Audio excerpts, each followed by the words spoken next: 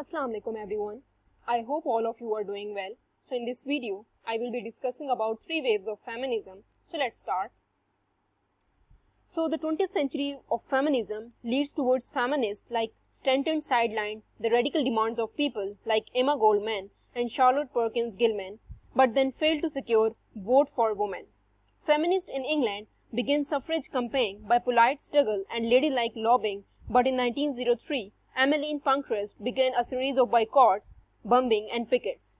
As a result, British women over 30 years who owned some land were given right to vote in 1918. Later on in 1920s, American women won that right too. Afterwards, the feminist movement broke down into many splinter groups, some working for education, some for health, some for labor condition and so on. But during Depression and World War II, feminists slowed down in their mission.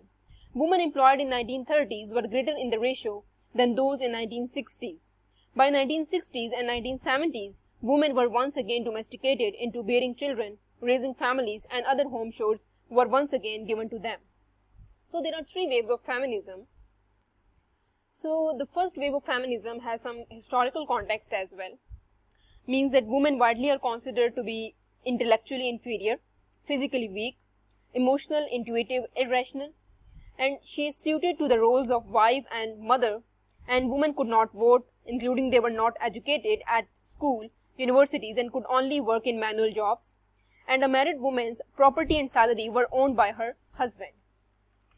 So at that time period, rape and physical abuse are legal within marriage, divorce available to men but far more difficult to women.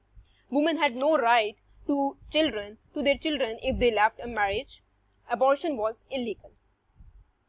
So there are some key concepts related to first wave of feminism. First wave of feminism referred to a time period of feminist activity during the 19th and early 20th century in the United Kingdom, Canada and United States. The key concern of first wave of feminists were education, employment, the marriage laws and the plight of intelligent middle-class single women.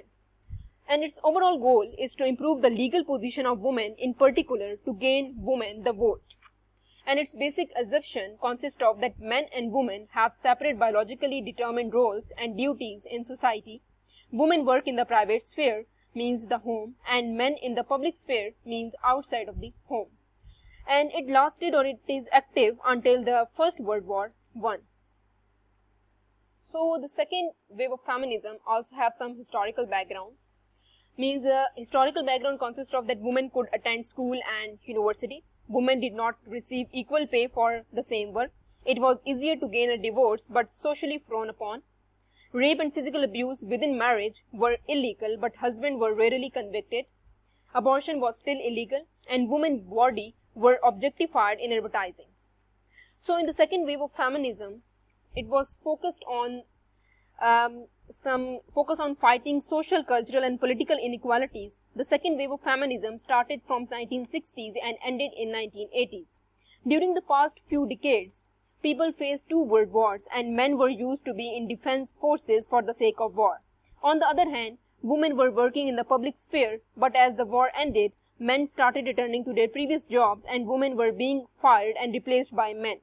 Women were expected to live their life as loyal and subjugated wives, but women were not ready for this as they had been living independent without male dominance for so many years.